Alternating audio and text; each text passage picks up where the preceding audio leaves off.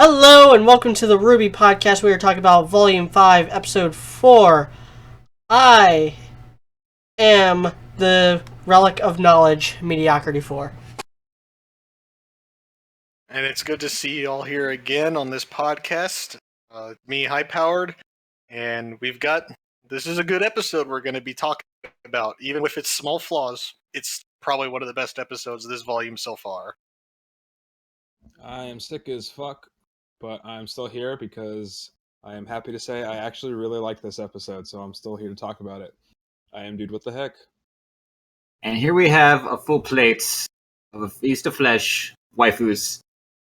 We've got a spicy, we've got a little salt from Raven, and all of my ingredients are freezer burnt. But, that's fine. We'll let it go. I am Sakuga. Done. Robert's like, I'll just stay silent. Sorry, am I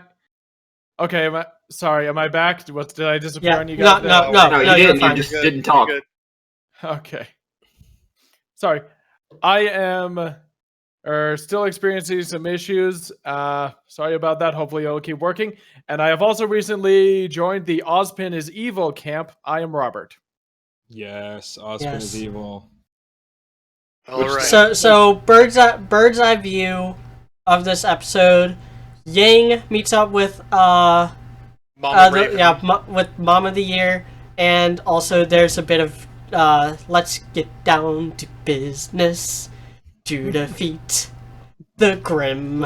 Great. Now that song's gonna be stuck in my head the entire That's night. a great song, dude. Oh, It is That was one of the first videos I ever made. Was an AMV of that song to RWBY with using mostly footage from the Emerald Forest. Just for the viewers' notice, what I'm drinking right now is Colonel E.H. Taylor's small batch, 100 proof. This stuff is pretty good with some with a splash of Coke. And I'm drinking Gatorade, so I don't Dehydrate and die. So I don't dehydrate and die. Yeah, exactly. You know that stuff's really bad for you because like the red dye and then like just the massive amount of sugar. You're better off just drinking water and water accessories. Yep, and I'm doing water Coke. and water. I mean, I'm drinking Coke. Yeah. I mean, I have water too. Water's in here.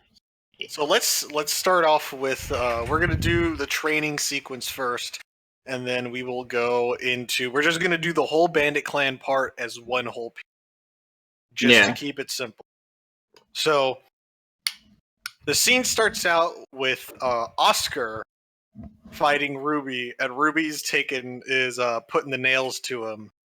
And nails more like thumbtacks, but let's go with that. Yeah, putting thumbtacks to him. And so Oscar's getting, pretty handily beat. But then also, too, you have John and Nora commenting like, oh, it's like he's actually picking up on this stuff pretty quick. Yeah. Which is nice to hear, because it means that, again, like we said last episode, we don't have to worry about, tons of training montages. That would be annoying. Yeah. Just a little bit. I will say Ozpin is becoming more tolerable simply because of the good character moments that Oscar has. With the other members of Team Rain. So, he's still in the trash can, but he's no longer in the dumpster. But he was very bearable this episode instead of what he was in the first episode. Yeah, he's having some he's making some good connections to other characters. So yeah. My little Oscar rant for right now, real quick, is that. And I'm too sick to be bothered to hate him as much as usual. But don't worry, you have his prone body right above your head right now. Oh no! Switch to Ren. Okay, go on. The problem with Oscar still is he still has no skin in the game. We don't know what his motivations are. He has no quirks or any significant character flaws. Anything that makes him actually an interesting or developed character in any way whatsoever. Yeah, like, remember last volume where it seemed like he almost had a catchphrase there for a minute? Yeah, and then he didn't No, have no. Okay. Well, no, I didn't. What was the Or catchphrase? Or I didn't it ask was for this? Yeah, I didn't ask for this. Yeah, Hey, I Adam mean, Jensen from Deus Ex Machina. Yeah, I didn't ask for this. and the catchphrase won't even really count, to be perfectly honest. No, and it was just one episode. He just repeated it 3 times that episode, and we made a joke about it in the Yes. podcast. Yeah, so it's like Yeah. that's so anybody who's saying like Oscar's a good character, you're wrong because objectively he's not a good character. There's places where you can be subjective about certain things, but this is not one of them. There's objectively he's a bad character. You can Hopefully, they like just him. add something to it later on. You can like him, that's fine, but objectively he's bad. And the other thing is that all the people saying, "Oh, wait, he'll get better." Well, I'm done waiting. He's still they haven't fixed how to write him. But on the other hand, Aaron Dismuke continues to do a fantastic job making me overall hate the character less, which is funny because I should be getting more and more mad at how the writers just this is kind of where I was but the voice actor and the fact that at least the actual characters in the show seem to be warming up to him makes me hate him less. But the facts are that they can't write him. It's absolutely pathetic. Carrie should be the better writer, but he's. I mean, he kind of is. I mean, look at the Blake scenes. I mean, he is, but in this case, this is not helping his case. There is no good writer of RWBY. There's just the less consistently bad writer. Yeah, that's Carrie. So for me, Oscar is just the albatross that's around RWBY's neck right now. And I have that. Yeah. No, I never got and the I mean, albatross thing. there I know really it's supposed to be isn't- like a bad luck thing, but I never got where that came from. I think it's from. I think it's like what would be at least in where I went to school. That was like one of the plays or stories you had to read in English. So basically, the scene goes on to where then it's Ozpin takes over and fights, and then brutally cracks RWBY in the chin with the top of his head, which would have to work. We do learn a few things though in this. So before you get into that, I kind of want to address my own complaints about Oscar. Go for it. Right now, he's kind of where I'm with Oscar about where I was at with the Jean arc in Volume 1 with the whole bully thing. It's just really generic. And he still has no skin in the game. There's still no reason why he specifically is here. And a lot of that has to do with just something they'll never, ever be able to repair, which is the most important scene, the defining moment of his life, didn't even get written into the script last volume. And so there is a possibility for him to... the inciting incident of his life. Yeah. Well, I wouldn't necessarily call it the inciting... I think the inciting incident would be more like the, "Hello, I'm Professor Ozpin." Like, that's kind of what starts it, but... Yeah. The conclusion to the inciting incident. Yeah, the actual accepting of the call in the hero's journey was skipped over. And there's a possibility, but right now it just really feels like Oscar's just a skin suit for Ozpin. Yeah, as soon as they address the Ozpin Oscar situation, the better. Yeah, in the way that they've been talking about Ozpin in these episodes, it really feels like Oscar's gonna disappear eventually. Yeah, like there's not gonna be an Oscar. It's just gonna be another Ozpin. Yeah, that's what I'm worried about. Is whenever whatever full assimilation happens, it's like who's gonna be there? Is it more Ozpin or is it gonna be Oscar? Yeah, who's getting overwritten? Yeah, the thing is, I don't actually know who I want to be the one left because they're both so shitty. Well, we'll see by the end of the volume. Yeah. But I don't think maybe by the end. Maybe by the end of the series. Right now, it's just alluding to Volume 1, like two souls fighting over control thing. Except they're not really fighting because Oscar's just... Because I too have read Dr. Jekyll and Mr. Hyde. Yeah. Yeah. And I actually have. It's a fascinating book. It's one of the few. Good. It's one of the few books that one of the few like classic books from in that genre that I've actually like read and like couldn't put down. Like I've tried to read Yeah. Dracula. Dracula was just too much of a slow burn. Like I could appreciate it still on that level and how it was constructed, but I don't know. It just I want a little more excitement in my stories, and Jekyll and Hyde is one of my favorite books. So anyway, And, It's a good one. I like it. yeah. Anyway, we find I feel- out a lot about aura and semblance in this yes, episode. so we feel That so- walk around. That work around. Yeah, it feels like it was a massive retcon, but then again, it wasn't really defined to begin with, so I wasn't super Yeah. concerned about it. So, It did seem like, sorry, it did seem like one of those things where like, where Ren says, you know, some people say it that like your semblance comes after, or is like based on your personality, or like others say that it determines your personality. Some people say it's neither. I was like, that's a nice way of saying it's completely arbitrary. it's whatever we want it to be. Pretty much, yeah. It It's like, just happened. which I mean, to be fair, that's generally like what superpowers are. But yeah, it's kind of, it does feel like one of those things where it's like, yeah, that's a really fancy way of saying it's completely arbitrary. Well, the problem is that, well, the main problem is that it feels like they're explaining it like this now so that they don't have to think about semblances very much going forward. They'd be like, yeah. oh, this is just one of them that it doesn't really look like it matches up. Ooh. Yeah. So the other yeah, thing that we perhaps. learned was Hopefully they don't get too lazy. But kind yeah, another thing is that actually I forgot where I was going with that. activate your defensive aura that Ren says. Why is it Ren? Ren's just meditating in the corner, all Zen mode. Like So Ren is I kind of similar. like He I actually is kind of good like with that aura. touch. I kind of like that touch. I do. When we, 'cause then it I mean, the makes- first time we heard about Aura, it was Pyrrha telling Jean, because Jean was like the audience insert character for that volume. Yeah. But it was showing Rin, and that's a good scene. That's probably the best scene yes. out of all the Emerald Forest stuff, was the talk about Aura and showing its uses through Rin. Although maybe a little vague, but yeah. Yeah, So super vague, but I mean, But didn't want to exposition dump Jean. Do you really think it would have stuck with him? Yeah, so the thing that I liked about that line was it makes how Adam killed Sienna Khan make a whole lot more sense. that's true. So, like, it's... What is it that is in DBZ? Like, you actually have to be charged up so you don't get, like, totally destroyed.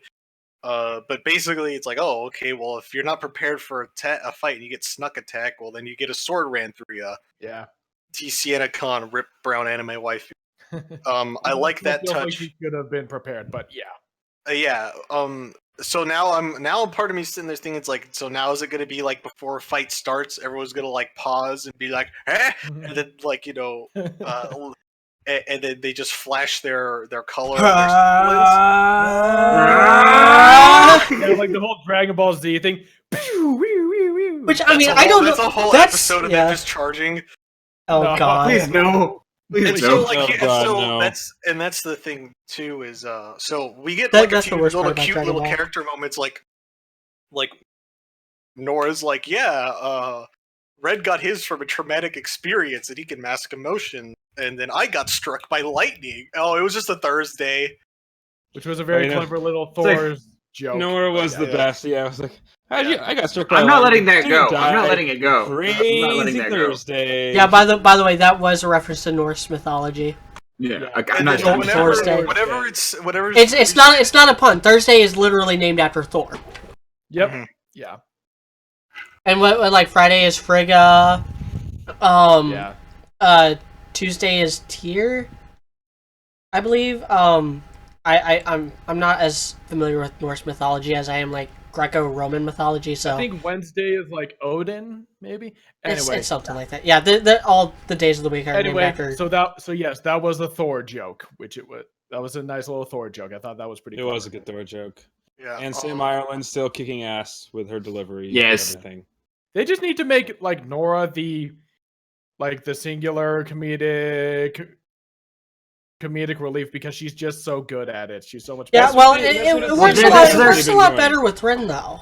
Yeah, it works better with Ren. That It Plus, does you, work better with Ren. That is plus, if you just have one Good character job being the of playing comedic off relief, each other. then sometimes you're just like, That's- okay, that's- Then, So, yeah, then you run it. Then you Renora run should into be- Jar Jar territory. yeah, you Yeah. start running into Jar Jar Cherry. Yeah, that's one of the problems I've actually been having with this episode or this season is that, well, the first episode you have Ren and Nora kind of interacting a bit Yeah. more, but now they just have Ren trying to be the straight man to everybody. Mhm. And Nora- Like, funny. Ren, we get it. You're the cool one of the group. Stop. yeah, exactly. Like we're all Ren sexuals. We still are. Like you don't have to keep trying, but I just feel like they still need to have that Ren and Nora interaction. Also, they need to make out. They still haven't. I'm still upset about that. Yeah. But even without that, they're still their old dynamic of playing off each other needs to come back more. Mhm. Yeah. But I mean, that's basically it about that little part. I mean, it was just a Pretty training much. sequence, and Ruby gets stomped on whenever Ozpin takes over. Go figure. I do like how whenever Ozpin lets go of control, Oscar's like, "Man, my whole body hurts," and then Red's like, "You're just not used to running at 100%. You got to get used to it." All right, so. Oh man, now it's time for the Bandit Clan. Is there anything? Not we as need to scary talk as we about? thought they were going to be. Is it time for Bandit Clan? Definitely not. Definitely it is time not. Okay, so I'm gonna state this right now before we start. This is something. So my humble opinion, like if I were to do a percentage wise of the Bandit Clan, like I would say 50% of the Bandit Clan is consistent of just like common criminals that have been like ran out of their towns for like thievery and stuff like that, and then the other 40% are like criminals, like you've got your murderers and stuff there, and then you have the last 10%, which is who I like box like Vernal and Raven in, which I wouldn't consider them. Well, we don't know if they've actually done anything like illegal or anything, but like they would be the like those are like the actual like the professionals of the group. Like that would be like your professional criminal or professional killers. Like I would say like 40% of them are like actually killers, 50% are common killers, and then you have that 10% which is like that Raven and Vernal, which they're kind of on their own level. So that's just me in my humble opinion. Well, I mean, they've all done illegal things because the whole attacking that village. Yeah. So they're all criminals, including. Yeah, Raven. they all have blood on their hands. Yes, this is true, but like I feel most of them But yeah. aren't like they aren't all serial killers. Yeah. But based on what you said, I agree. I mean, based on this episode, the Yeah, rest of what you said, I would agree with. They were not as intimidating as they should have been as a whole group. Yeah, it was kind of like, oh, well, they just lose to the fact that Leon Hart was just kind of like covering. Yeah, exactly. That's what I was going to bring up next. It's just that's. I mean, in Stalling fairness, for time. In fairness, they are covered for that. I don't have a problem with that because of that. Does make sense that Leo was lying, but I'm not sure if Leo knew how well he was lying. Yeah, we don't know. It's just kind of a letdown a little bit. Kind of like That's kind of that's another thing too. Is if people think you're more like dangerous or intimidating than your actual are, that's just a deterrence.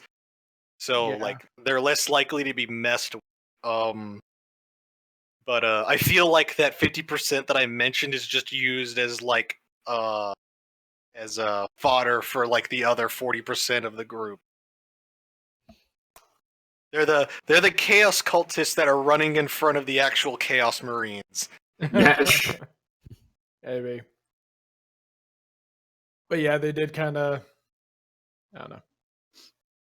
I mean, it's fun to see like our characters mollywop them, but at the same time, we were expecting a little bit more from that. I was expecting. Well, a lot. none of them had aura 2 also because they all had bruises and shit afterwards, and none of them. Yeah, I aura was like, broke. That is true. Yeah. that was a good touch, though. That was a good touch. So they actually did remember that. Out of the fight, like there are some choreography issues with the fight, but there are some mechanical things that I liked about it. Like first of all, I like how Yang was sitting there like, gotta get rid of these stupid little flaps on my coat thing, and then she's putting them on the bike, and then how she uses her arm as a shield. I like that camera shot where she's like, where the camera's like right under the forearm of her robotic arm. Yeah, that looked good. That looked really cool. Yeah, that's Yeah. whoever thought that was And a I good just like idea how- for that shot. They need a raise. And I just liked how, like, right Unless at it the was Miles or beginning- Carrie, because Yeah. well, And I actually, just liked the rumor is that everybody at Rooster Teeth needs a raise. Yeah. So, And I just yeah, I mean, that was one of, like, I like that touch mostly because of Blake.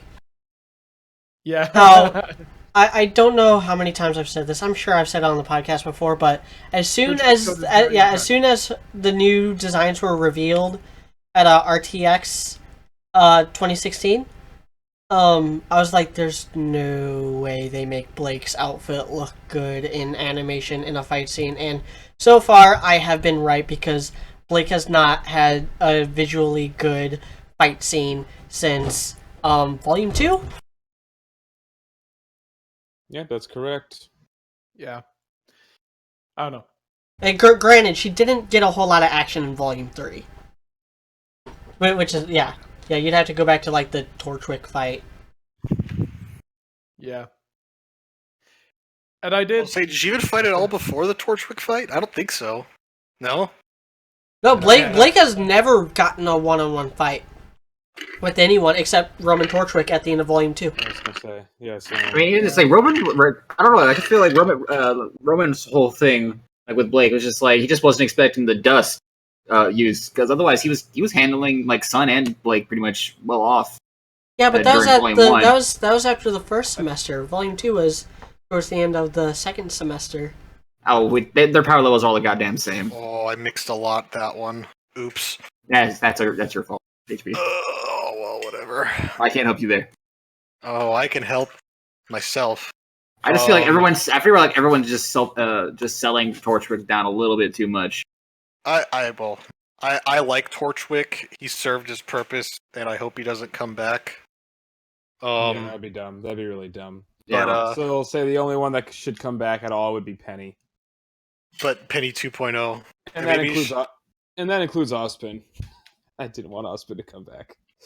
But so when it comes to basically that fight ends, and we get that little comedic line from Bandit Bakugo, because I guess he fell on hard times, and he's like, "I'm dead now," and I thought that was a pretty funny little line right there. And then that leads I think that might have actually been like a reference to Bakugo, because I think he says that a lot in My Hero Academia. You're I dead. believe so, and I haven't even watched So I that a think whole maybe bunch. That was the joke. Maybe. Well, because clearly he's not dead based on how Raven treats Yang. Maybe, yeah. And so, Or maybe she's waiting to call him in and be all like, "So, I heard you tried to mug my daughter." But yeah. So but basically, I don't think what she then cares. happens next is Yang is led into the camp. Weiss is like, it's escape time because everyone's distracted. Oh, sorry, podcast listeners, for that one. And this is like time to escape, and then Mini Knight goes into pickaxe raiding the iron bars of her cell. If you play Rust, you would understand that reference. Which I kind of liked that touch a little bit, maybe. I would have rather see, but we don't know the range of the summon, so I would have liked. I would have liked. Grabs it steals Yeah, the keys, yeah. and then it comes back. That would have been cool, but No, it's like the gag. Whatever, it's like they tell like it's like that Groot. It's like the gag at Guardians of the Galaxy in 2. Guardians of the Galaxy, where Groot's bringing back all sorts of random shit. It's like, no, not that one. That's funny because Batman and it was Celtic Phoenix in particular made that joke in their newest reaction for last episode. They're like, "Oh, I bet they're trying to do a Baby Groot thing." But they don't. Yeah, they don't. They don't because Yang punches the dude through the tent and they get reunited. Yeah. Oh, hey, I love that look! line from Weiss. No, subtlety's out the window now. So basically, Okay. Raven and Yang talk, and Raven's like, "Yeah, I'm gonna recruit my daughter now. This is gonna be great." And then Raven's like, "Nah, I'm just gonna use you as a really fancy Uber service." And Yang. Raven's It was like a PR yeah, stunt. yeah, Yeah, that was Yang's that was a little mind-boggling. It was like, oh, all right, okay. We finally get Raven's semblance explained with the whole portal thing, but it's like, oh, okay. So we thought she was going for Ruby, but she was going after Raven. So we were getting a little mad about that, only to realize and find out that she was getting to Raven, so she could just kind of get really close to Ruby right off the bat. Can I go on a positive rant for a second? Actually. Oh yeah, sure. Go Can for I it. You just, need to move your webcam down just a hair because you're just like you're slowly. slowly sinking down into nothingness. I don't really want to be seen. Hey, look, it's low powered. That's why I have the image slideshow like above your head where you were at. Yeah. Now it's kind of covering your face. Yeah, that's why. I don't really want to be seen. How's that? No, I'm too sick. I don't want to actually be seen right now. That's so. fine. Okay. Fine. But Yeah, so anyway. I'll let you go to town, man. Yeah, Positive I'm rant is utilizing I'm utilizing the capture space. Yeah, exactly. Right now, Robert and Soccer are both frozen, so I got their like little avatar things. I have Martin Luther and Socrates from Camp. You really, media? It's the only picture I have for you. I hate that pic. I hate that thing so much. And I think and I had to put it in on the fly. I spent a lot of money on this computer. I'm glad it works. Yeah, right? The T invisible chair, man. Yeah, and you're just gone. He's the guy with the wireless one. So positive rant is, can I just Yes. talk about how proud I am of Yang this episode? I'm so glad, and in fairness, a little bit proud of the writers as well. Not gonna lie, because this is like a lot of what we all said that we thought should happen. Not just what we wanted, but what we actually. Her blowing off her mom. Yeah, dude. Oh my god, it was so great the way she's like, you know what, Mom? It's literally the whole time she was like, yeah, Mom, you fucking suck. I really don't give a shit about you. Like, I'm just here for Ruby. Like, I looked for you for so long, and now that I found you, I couldn't give less of a fuck about talking to you. I just need to use you.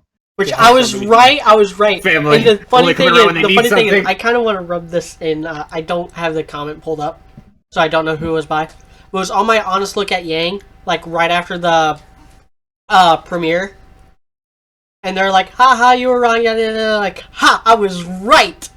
I mean, that's what we all wanted. We all said shit. she'd be going. Yeah. If she doesn't go after Ruby, it's completely inconsistent for her character. It's like, that would be really bad. And you know what? It's not, because she not only is she going after Ruby, she really didn't give a fuck about Raven. And confirmation that Armed and Ready is about her and Ruby. The line, "There's nothing I won't do for her." Like, she is she is in the lion's den with these bandits, all to search for Ruby, all to get a surefire way to get to Ruby ASAP. Yeah. And she is right. Like, Raven could easily have thrown her ass out of the camp, and then she goes back to her bike, and it's on cinder blocks. I mean, that and that's probably gonna happen anyway. I'm gonna laugh if that does happen. I want that to happen. That would be a hilarious Like, gag. hey, you might be Raven's daughter, but your bike was just sitting right here, practically begging to get ripped up. I'm about to. It's like we already sold off all the parts. Yeah. People are dying today. I'm glad they also still show her shaking every once in a while, too. Yes, That's yes, good touches. yes. Yeah, I'm that was glad good, that's yeah. there. Great subtle little touches. I like her little when Bakugo first like runs off and she's just like, I know where this is going. And she like she like has to, and the thing is, I might be reading too far into this. She has to like kind of psych herself up for it. She's like doing the stretches and like doing like the heavy breathing, like cocaine. It's literally, I've played one too many RPGs where the random person runs up to me, help, I'm being, a bandit stole my shit. It's like, ha ha ha, joke's on you, I was a bandit the entire time. Talking to a random NPC and they turn out to be part of the Yiga clan. That's a Breath of the Wild thing. That happens a lot, and it's annoying. Yeah. But it's also really fun. Yeah, no, I agree with you, like... This makes Raven look so... I mean, this makes Yang look so good. Like, this is great for her as a character. I like her so much more after this was all confirmed, basically. Yeah. Yeah, the only complaint I have... Well, there's two. One of them... Yeah. Well, and they're both, like, kind of nitpicky.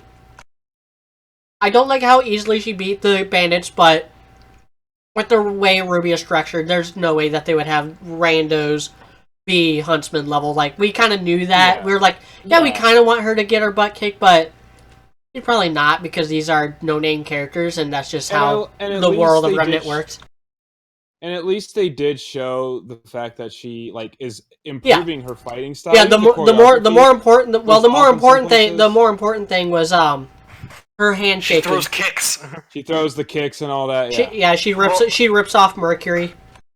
She totally rips off one of Mercury's moves. She does the leaf hurricane thing.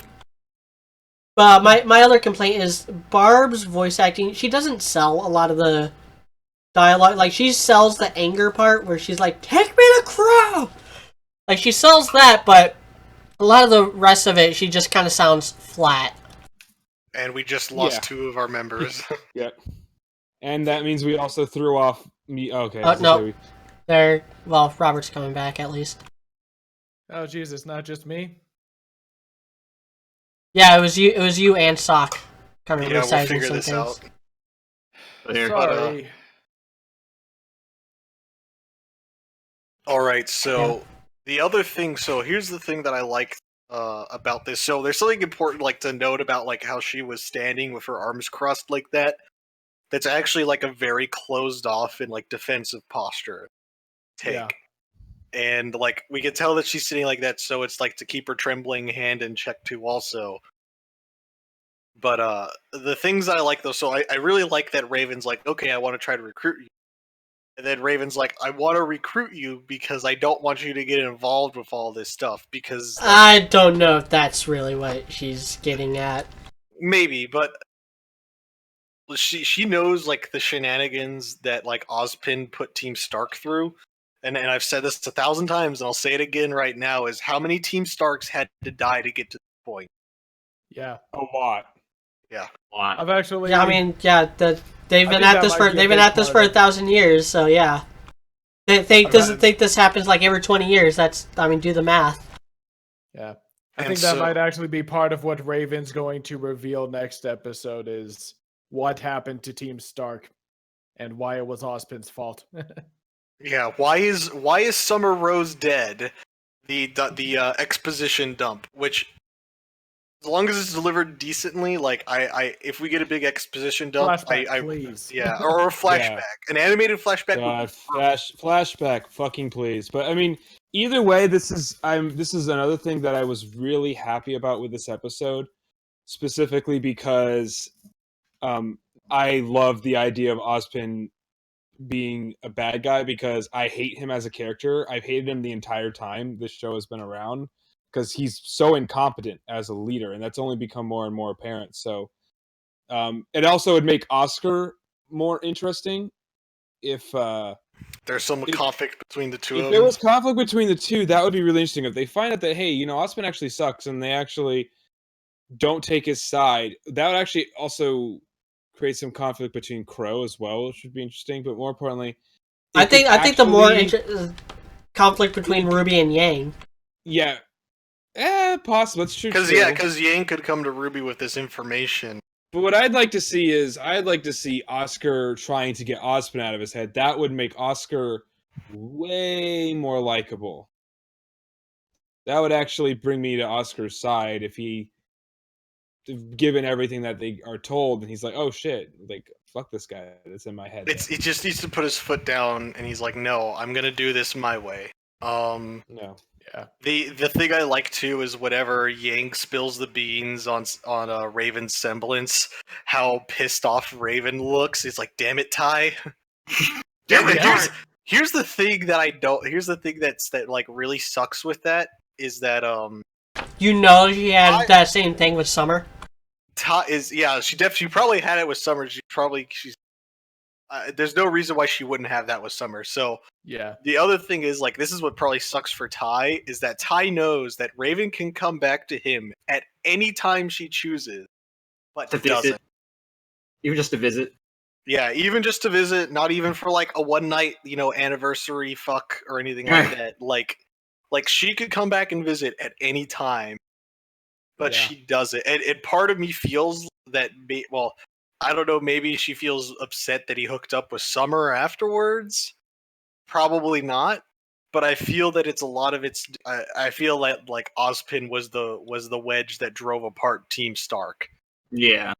Mhm. If Team Stark was a log and you had the wedge and the sledgehammer and you just slammed it.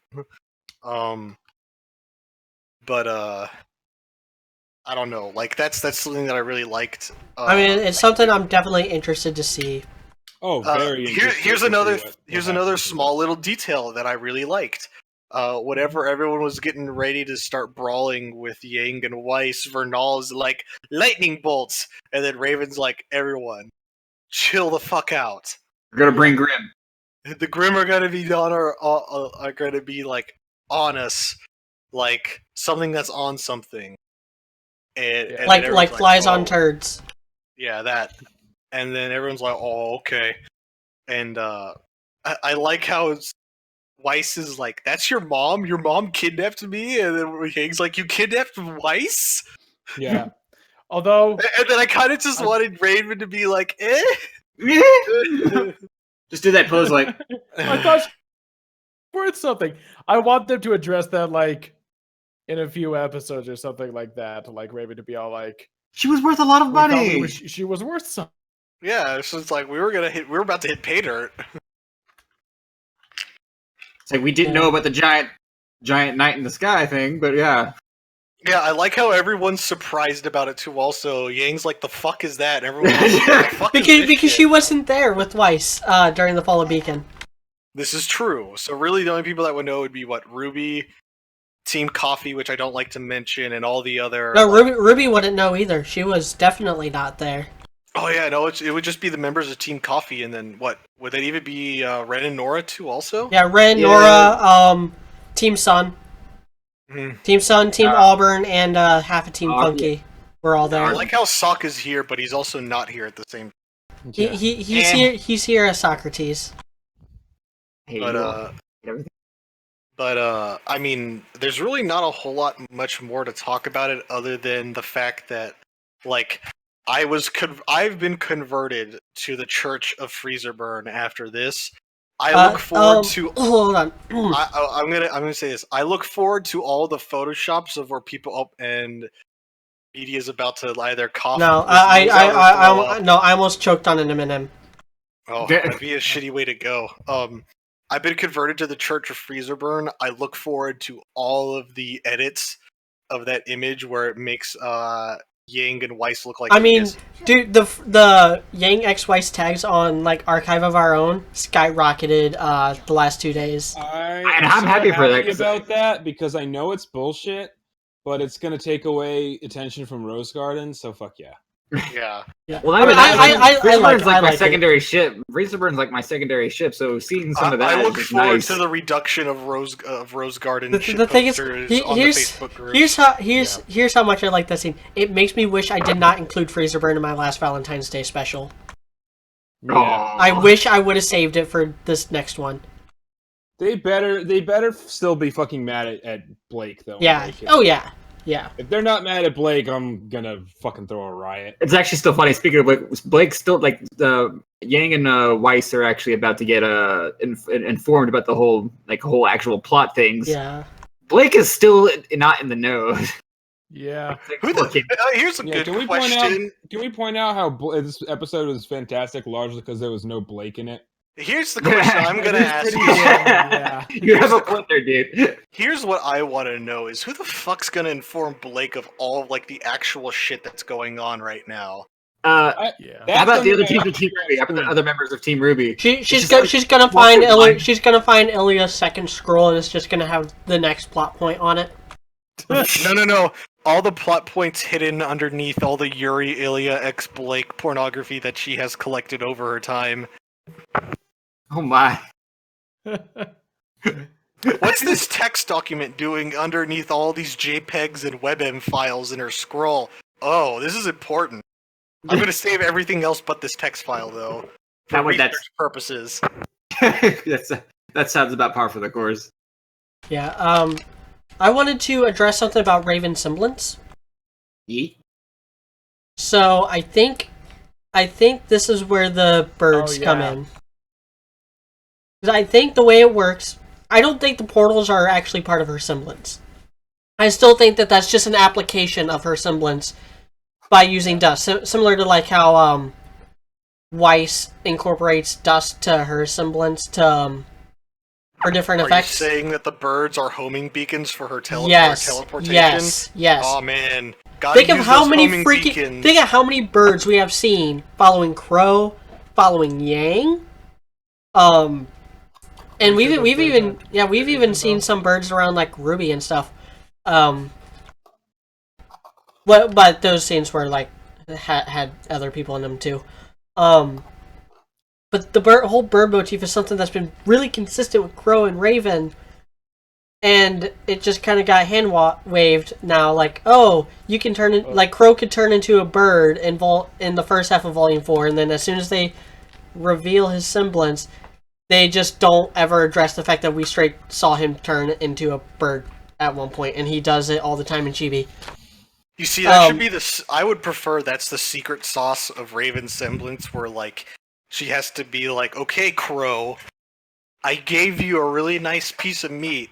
Now I want you to follow this person around and try not to shit on their car or anything else that they like, because I need to teleport to you. And the Crow's like, "Caw," and then it flies off. And Raven's like, I think I got it. I think. Yeah, and then I think the portals are still just a dust thing, and that the her semblance only lets her know where to go. Yeah, we don't actually know how like close it is. Like, is she gonna be teleporting on top of them? Did she roll for mishap and then she's on like the exact opposite side of the area that they're in? Like, who knows? We also have to ask how much kind of aura that takes to do. That doesn't matter. Yeah, it honestly doesn't matter. But the thing that I like about this is it makes Raven's semblance both impressive and also kind of useless at the same time. Yeah. Like, I can see it's great for a quick escape, and then actually getting to someone that she actually needs to talk to, but like in a combat sense, like it's kind of useless.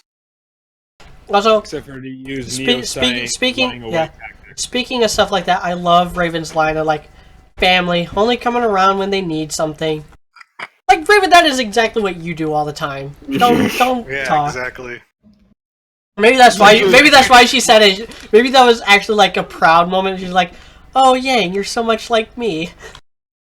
Yeah. Oh, I like it. It's like, oh, I'm Except stubborn. not, I get it from my because mom. yeah. Get it from my. Yeah.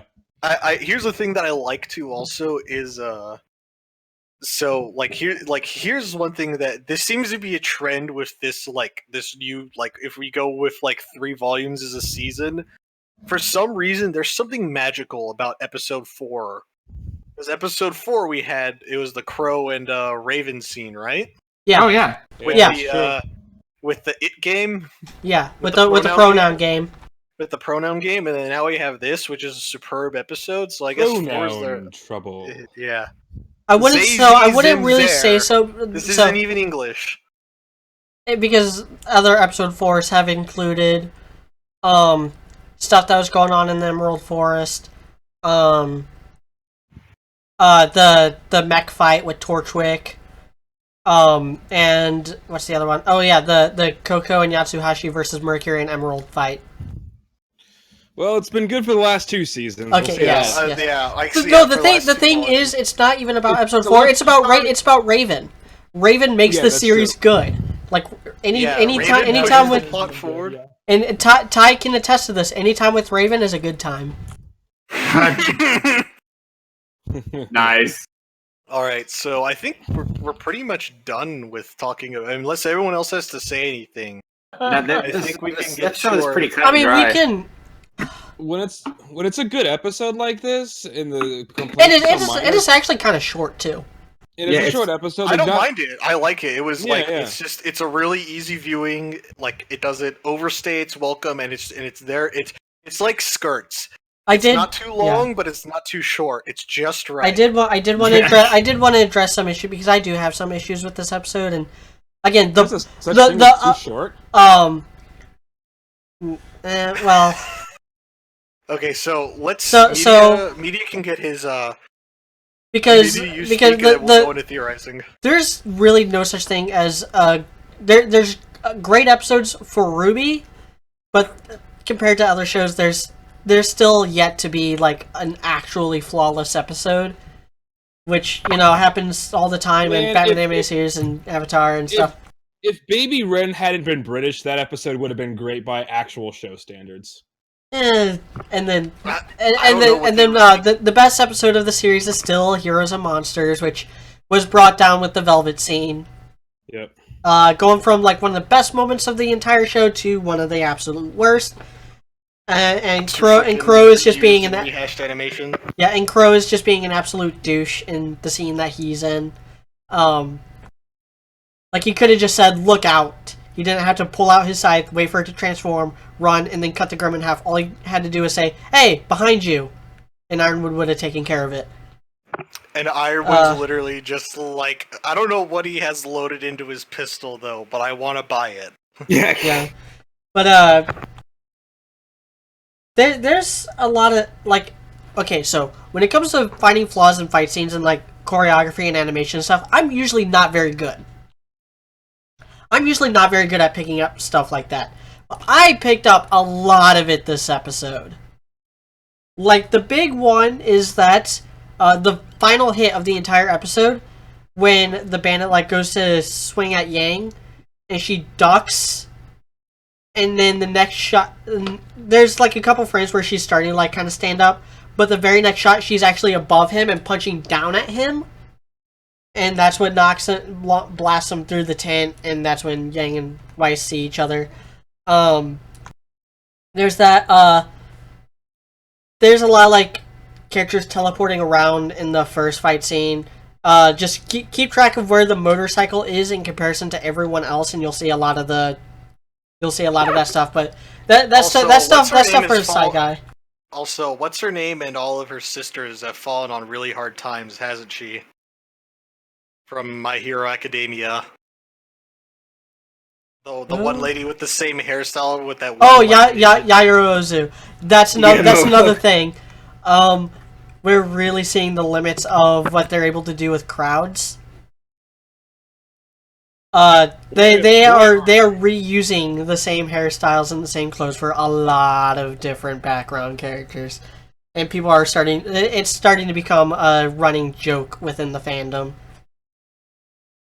But I mean, it's not as bad. I don't think in this episode, I don't think it was as bad as it was in last episode, where we literally see two identical people in the same shot. Yeah, there wasn't any of that, and none of them looked like any of the main cast, so that's a plus. That's a knock on the big crowd shots in Volume 2. Is that they just reused a lot of the main character models and just dressed them up differently. Here's one little small thing I want to add, is I can appreciate how jank, like, some of the bandits' weapons are. Like, almost all the bandits' weapons are literally held together with baling wire, spit, and bad intentions. Yeah, there's some Mad Max stuff going on with that. And the reason... I like that design. Yeah. I do like that. I got sick and tired of seeing the same cleaver, though, over and over again, though. Oh god, yeah, that's true. Yeah. The blacksmith is like, I only know how to make one, I'm sorry. And the reason why I'm bringing this up is because of this week's RWBY Rewind. Which spoiled half the episode. No, you're thinking, or not RWBY Rewind, RWBY. This week's episode of RWBY. So, for those of you who don't know, RWBY it comes on at the exact same time as the new episodes on Saturday for first members, and it's like just a little behind the scenes thing. Usually nothing to write home about, but this week's in particular was about staging. And they are, in this episode, they talk about how they built the bandit camp set, and how important it is to have like a rough model of the set so that you can have like scaling and distance stuff all worked out, and then animate it, and then finish up everything else after you animate the main character models. The thing is, you watch the show and it's clear that they cut corners and don't do that all the time. Media's probably still talking on his end. Yeah, but I it am. wasn't on ours. Yeah. I was just talking. Can you hear me now? Discord is just not working for us today. No, it's not. Yeah, because I'm still talking on my end, and I can still hear you guys. Just like full throat. Ah! Gotta pull it up on my phone. So I'm done. I'm done. Okay, well, let's just hope that your recording on your end was working. All right, cool. So we'll just gloss over that completely. So if anyone has anything to say it now. But now we're driving into theory time. Yeah, no, I'm ready for theory time. All right. So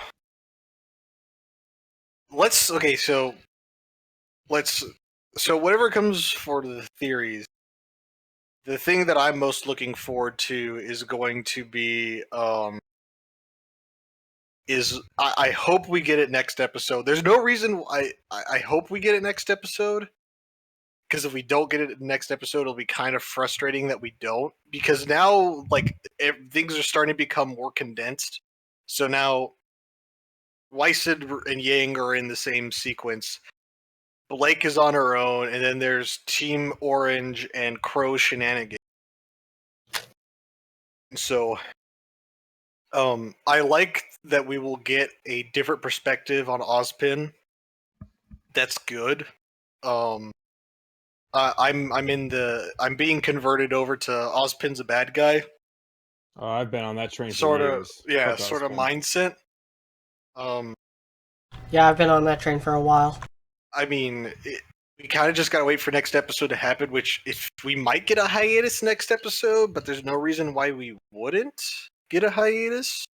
I mean, there's a rumor going around that we might not get any World of Remnants at all. So That would be fan-fucking-tastic. I wouldn't be surprised if they gave us a World of Remnant for the Thanksgiving weekend, though. But, yeah, I wouldn't mind that. I prefer But nothing. I prefer nothing to World of Remnant. Okay, I don't say I wouldn't mind it. I expect that we're gonna get a World of Remnant for Thanksgiving. I don't know about that. Can you guys hear me, by the way? Yes. yeah, we can. Okay, yeah. So That was a Discord thing. I literally did nothing to change it. So let's I'm gonna question everyone here. So, what sort of dirty laundry does Raven actually have to air out against Ozpin? I'm gonna go with whatever basically everything that I want to say that media stuff that we've been saying already, because we've been right about a decent amount of what we said should happen this volume. Actually, what we wanted for this episode is basically what happened. We pretty much called this episode. We pretty much called this entire episode. We're not saying I'm that makes us I'm so amazing. happy being right. Yeah, it doesn't make us. Yeah, Media's the right master, and along with Dude, I expended all my prophetic powers for this volume. We're only a little bit more. We're only a little bit better at predicting than Dishwasher is. But then Dishwasher cheats now because he's a paid employee of Rooster Teeth. Yeah, he can't. Well, I'm actually really glad he's a paid employee now because he's a fantastic artist. But he was actually garbage at predicting stuff. He was not good at all at it. The only thing he actually correctly predicted was super obvious. Which, I mean, nothing against Dishwasher. He wasn't doing that stuff to predict. He was doing that stuff because he was like, "Oh, this is a cool idea." Yeah. I just hate all the people who thought he was like a prophet or something like that. But he's a fucking amazing artist. So anyway, I would say that it's something along the lines of what High Power said of how many Starks had to die for this to happen, and then the combination of that and what media has been saying of, he's not actually willing to do what he has to do to stop Salem, basically. I think the big problem with the thing that Raven will bring up to both Weiss and Yang is that Ozpin does not want to get his hands dirty. He's not going to be the one that is like, "Oh, look, Salem's right there. Let me just pull my gun and put a bullet through her head." No, he's got to get someone else to go do it. I think that right there is the big character flaw, or if anything that Raven's going to point out is the fact that Ozpin sends other people out to die for him. So Yeah, I think a lot of it is gonna end up being. This is my theory. Ozpin's a coward. yeah, no, well, Ozpin doesn't actually want Salem destroyed. Ozpin wants to stay in power. He wants to stay as the leader of the headmasters, which we addressed this last episode. It's kind of bullcrap that Ozpin is in control of all the headmasters. It just gives all the other academies less autonomy within their own kingdoms, and it just really gives a lot of credence to what Cinder was saying, what Salem's been saying. Like, yeah, you're so arrogant. Ozpin is arrogant, and Ozpin basically, through the headmasters, has control over most of the huntsmen in the world. And what has he done with it? He hides the huntsmen. People are dying every day. Villages are getting burned down faster than they can sprout up. And he's hiding the relics. He's hiding the maidens. He's not doing anything to actually stop this. All he cares about is his little freaking personal vendetta with Salem. And it's even, right now, like, more so, and especially if I'm right about this, he might not ever want to actually solve his vendetta against Salem. He might want to. That's what I was going to say, is maybe he liked being basically immortal. Yeah, I talked about that. I think that's going to be like the end game discovery that they might make with Ozpin. That he doesn't want Salem destroyed because he doesn't want to die or pass on or whatever. But maybe he's seen what's on. This is like me being like watching like Game of Thrones and also being familiar with like other forms of fiction. Is like he's seen what's on the other side and he doesn't want to go there. Maybe. Are you guys hearing me? Okay. Yeah. Good. All right. Yeah. Anyway, sorry you can't see me, but you can hear me, so I guess that's something. Well, they can see Martin Luther. There we go. That's the same thing. So, but I think my theory of what Raven is going to expose about him in this next episode is that he's the reason Raven left Tai Yang, and was later the reason that Summer Rose died. I'm with you on the second half of that. I don't know about the reason why she left Tai. I feel I feel like that has more to do with the Bandit Clan and her feeling much like maybe that helped it. Maybe it was like, wow, I trusted you, and you're doing this, and you call my former family the bandits the monsters, and you're doing all this stuff. Maybe. Maybe that was it. But I think it has more to do with I think it does have to do with Ozpin. But I think it has more to do with, in Raven's mind, Ozpin being worse than the actual murders and thieves. Yeah. Maybe. I don't know. I have a long kind of convoluted... But yeah, he definitely led Summer to her death. Yeah, but I do have kind of a long convoluted theory, like headcanon of how... I mean, like, if you have it here, if you have it pulled up, freaking lay it on us. We got plenty of time. We've only been going for like an hour. Yeah, dude, go to town. Okay, sure. Okay, so here it is. This is long, convoluted. Feel free to tell me I'm totally out of my mind afterwards. And I was really bored when Robert has the floor. Okay, so the theory is this: about 17 years before the series began, Team Stark was all graduated, and and Tai Yang and Raven were married and had just had their first child, and Summer Rose and Crow were a couple. They were trying to have a child, but unfortunately, they were unable to conceive. And so Ozpin needed another silver-eyed warrior. And so he started sending Crow and Raven out on more and more and more missions, making them very busy so they couldn't be at home with the ones they loved. And he then basically And while that was going on, he started getting Tai Yang and Summer Rose together, having them hang around. Had Summer Rose start, Have them do bullshit missions. kind of, yeah, and also had them start hanging around. Had Summer Rose created situations for Summer Rose to start babysitting Yang, and to kind of start to feel like, oh man, I would really like to be a mother. I wish this was my kid, and basically.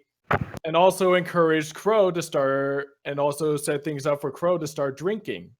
And this eventually either led to it just becoming too much, and Tai Yang and Summer Rose breaking up with their respective. Also started making Summer Rose start to blame Crow for her being unable to conceive.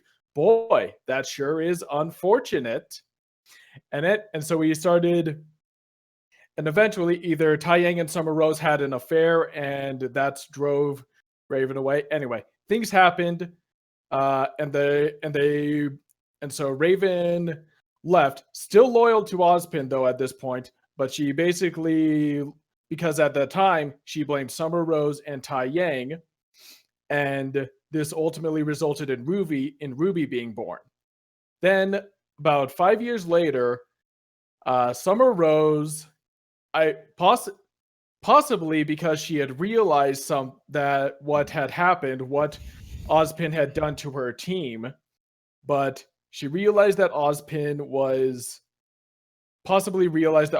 the enemy, and he decided to basically throw Salem a bone and say, okay, she's outlived her usefulness. Salem, you've been good the last little while. Here's a bone in the form of my silver-eyed warrior. Take her out.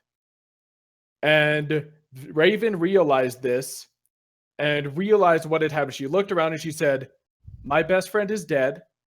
My brother is a slobbering, drunken lapdog. The man I love is broken, and I am completely alone. And it's all because of Ozpin.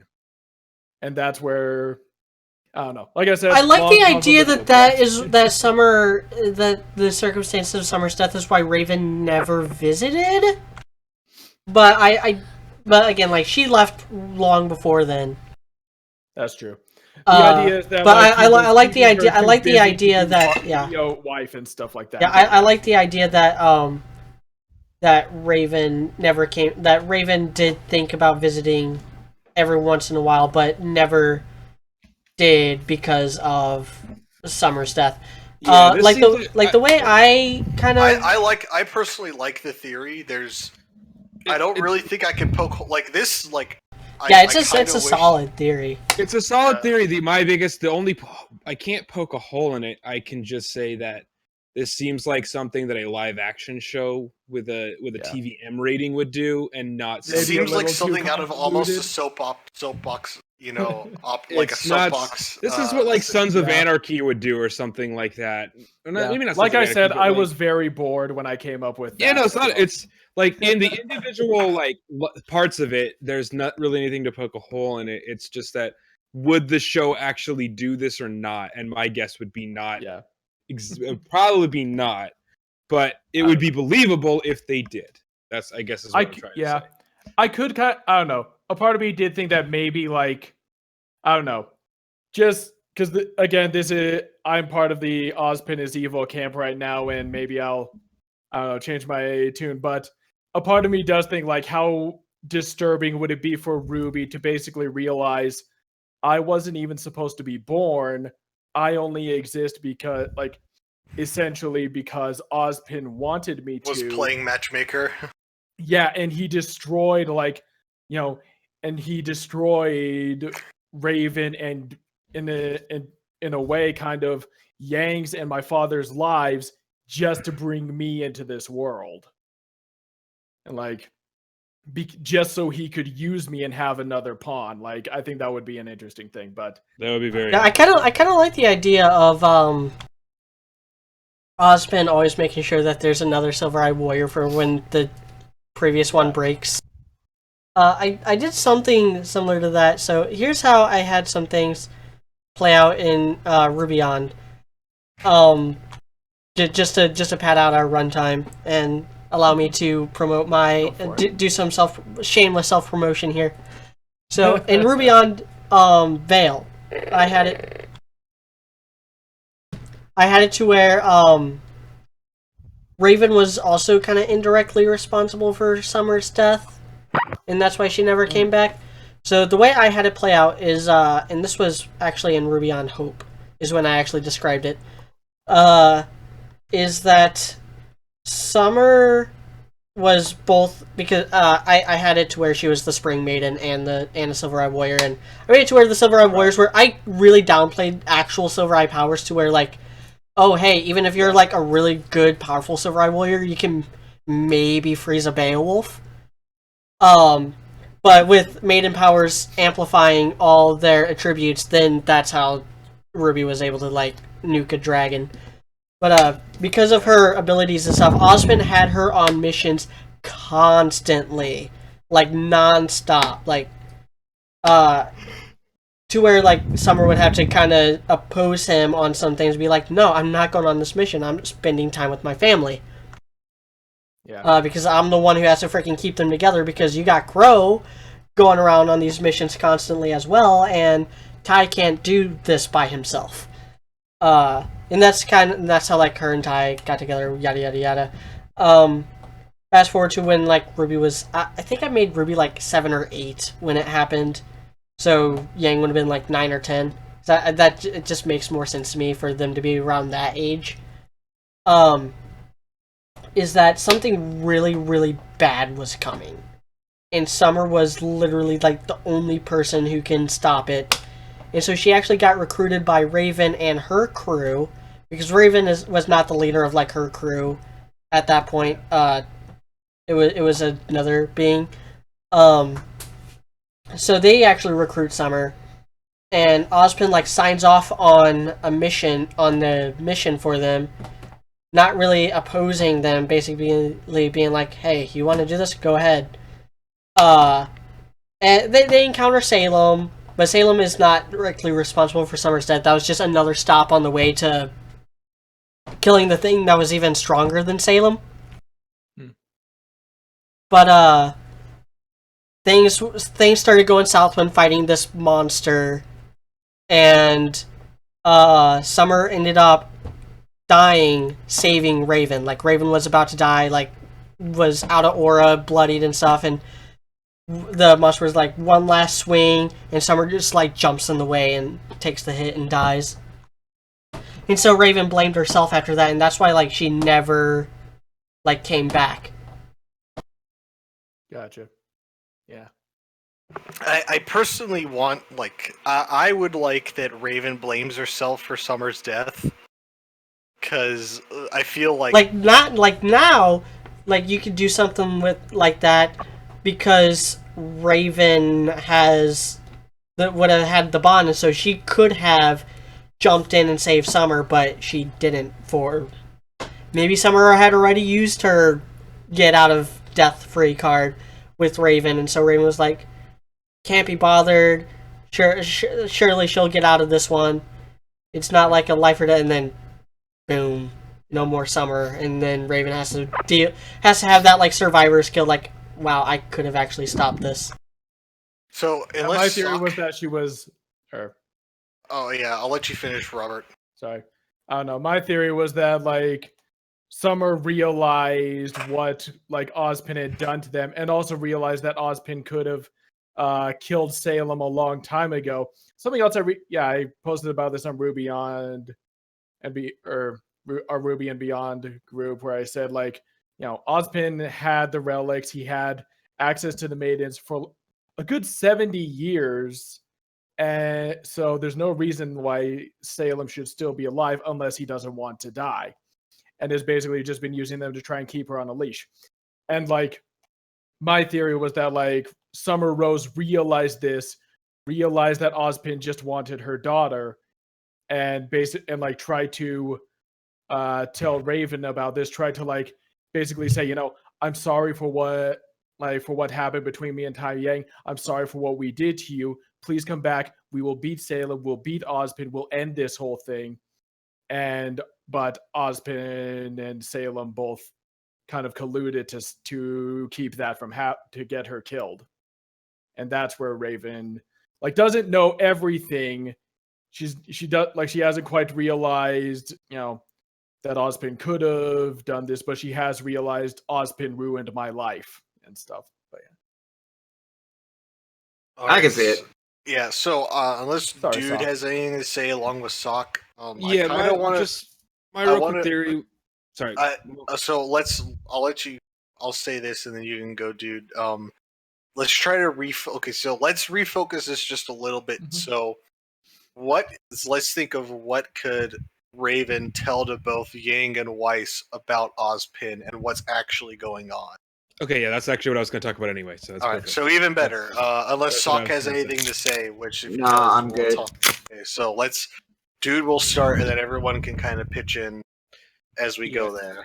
So my guess is that it's going to be a combination of things that we've already talked about, I think, because I don't think it's going to really deviate too far. It's going to be along the lines of he's the reason Summer Rose died. I'm not sure if they're going to get into how or why. I think it's mostly going to be along a combination of he doesn't want to get his hands dirty, and so he's ordering her around, and that's why that led to her death. And the worst part is that the whole reason he's doing all of this is not really to save everybody. It's just to beat her and keep his own power. He's too much of a coward. That's basically what I think the combination is. I don't think it's going to go anything crazier than that. I think it's basically going to be the two girls are going to essentially have Raven telling, and of course they're going to ask like, "Why should we trust you?" or whatever, and then she's going to say something along the lines of, "I used to be just like you guys. She's the reason why Team Stark is broke apart. She's the reason, stuff along those lines. Maybe he's the reason why she broke up with Ty, whatever." But really, the end of the day, it's just going to be the two girls are now going to go to RWBY with that information, and they are probably going to agree with her for some.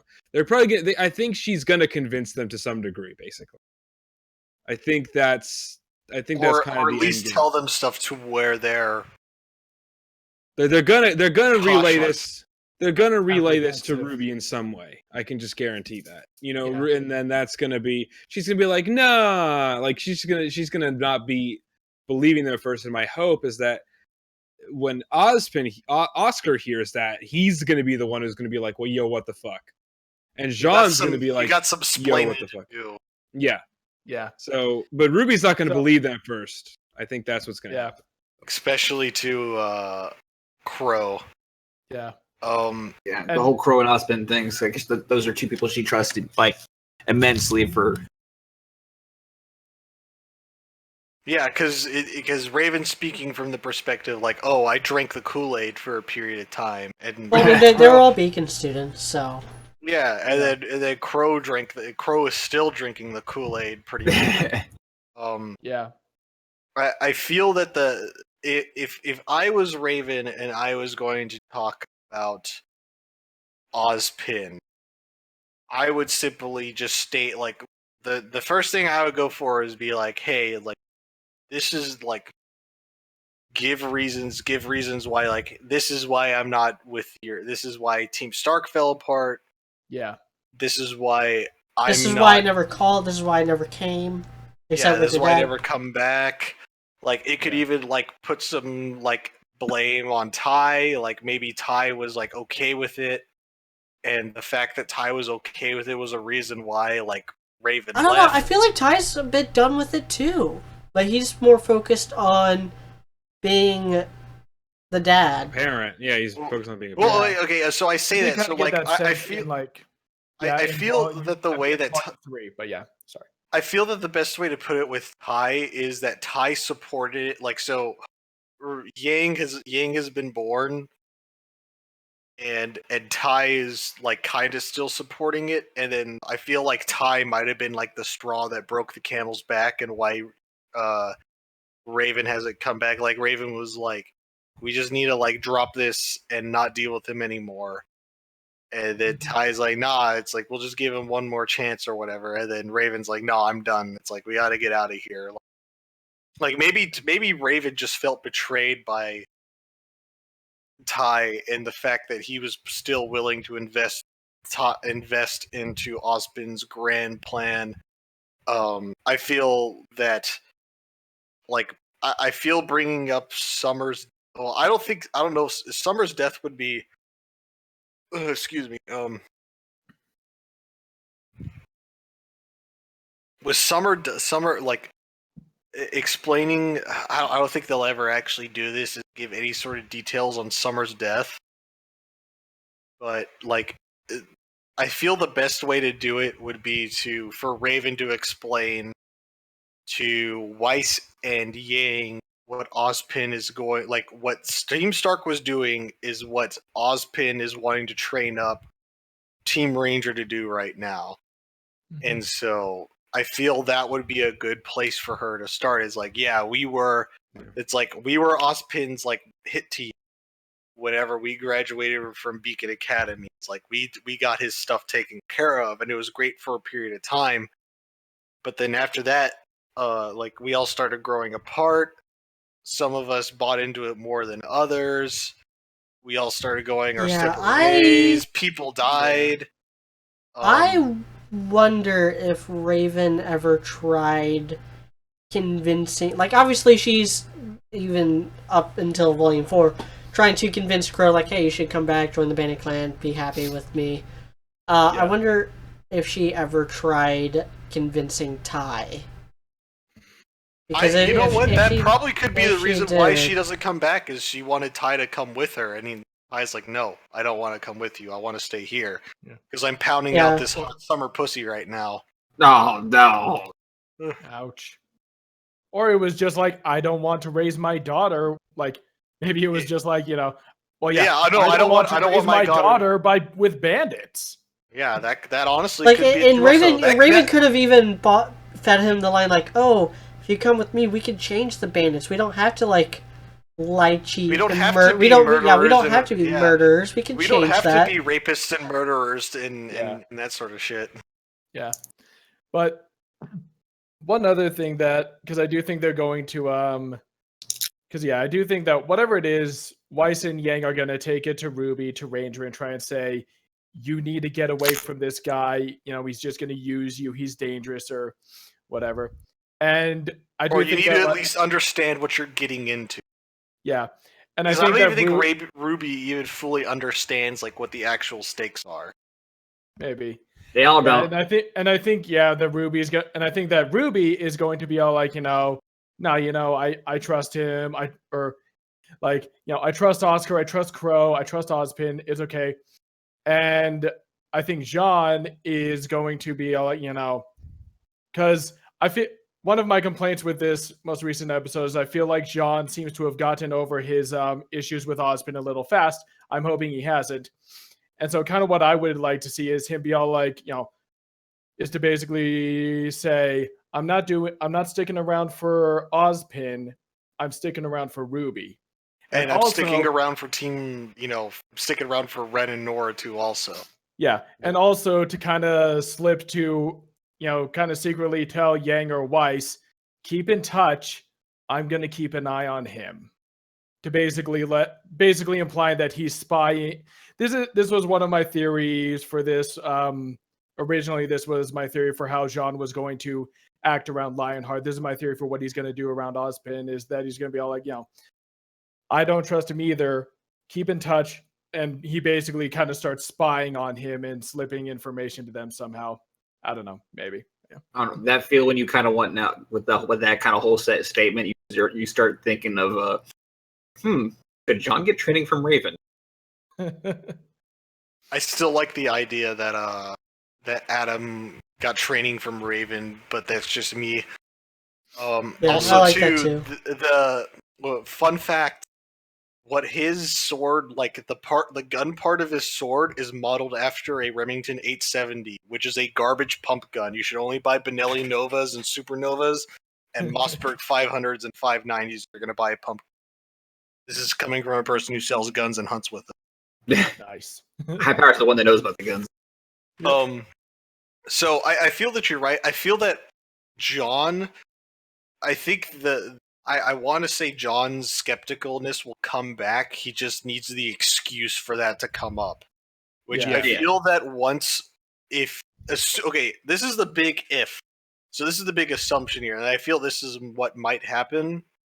So let's say that after the talk goes down, and Raven's like, okay, it's like tomorrow morning we'll teleport out of here. Like, let's all get a good dinner inside of us. I'll send you off with with a nice breakfast tomorrow morning. Cool. Yeah. And then, like, as they're Or talking, maybe she's just like, tell you what, I will teleport you to RWBY. You can grab her and take her here, or something like that, maybe. But so this is how the 5 to 6 going out in my mind. So Raven gets done talking to Weiss and Yang about Osprey. Then in episode 5 or 6, Cinder and company shows up. I have a feeling that next episode is going to be mostly about Blake. Yeah, I feel that we're probably gonna get Blake, and then maybe like a little bit of Ranger. We're gonna get Blake, Ranger, and then we might not get Yang and excuse me, sorry, podcast listeners. Yang and Weiss until like episode 6 or 7. So, I feel that what will happen is that Raven's like, okay, we're gonna teleport you out of here. And then Cinder and company shows up and like, oh wait, no, we're not going to teleport you out of here. It's too dangerous. We need you here. Because I would in my humble opinion, I'm pretty certain that if the name Cinder is dropped in front of both Yang and Weiss, they would understand that they're probably the bad guy. Yeah. I would assume at least Yang would.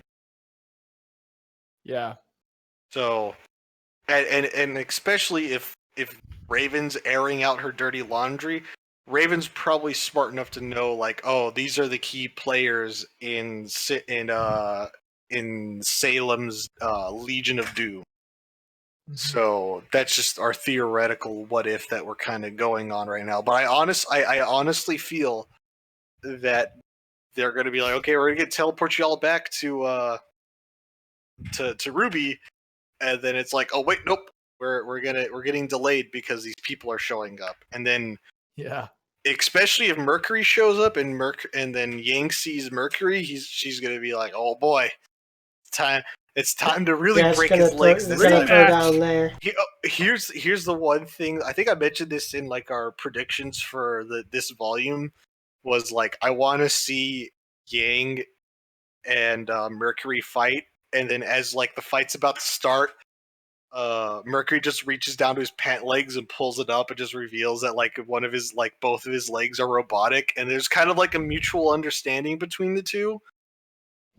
Like it's kind of like what's the like. I don't really have the words to describe it, and this isn't the alcohol speaker. I only had like 2 drinks, but like there's kind of just like a mutual respect or understanding. It's like, oh, I've lost a limb too, but then Mercury's, a double amputee at the leg.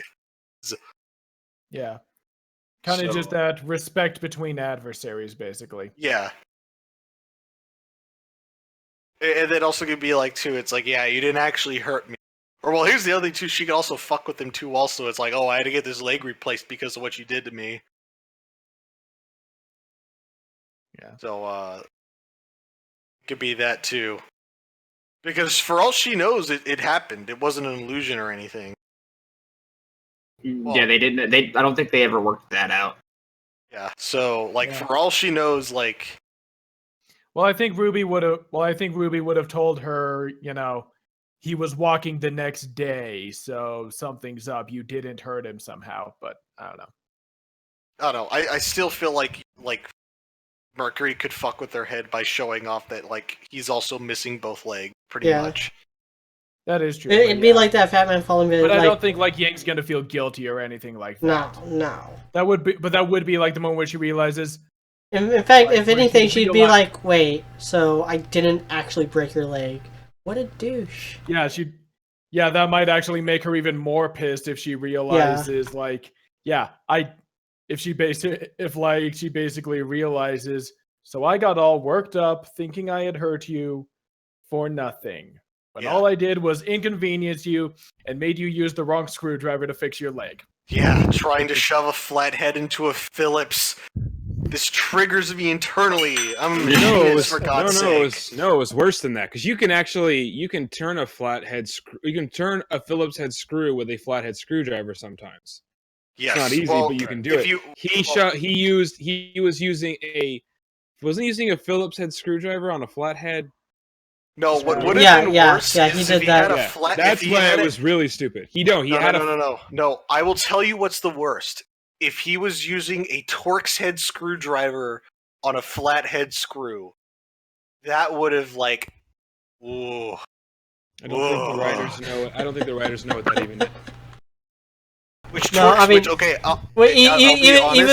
Even worse.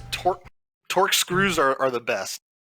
Yeah, even worse than that was the fact that the fandom didn't complain about any of the other major plot holes in that episode, or the episode that came before it, or the 2 episodes that came after. They just focused on the screws. Yeah, I know. I was joking about that one.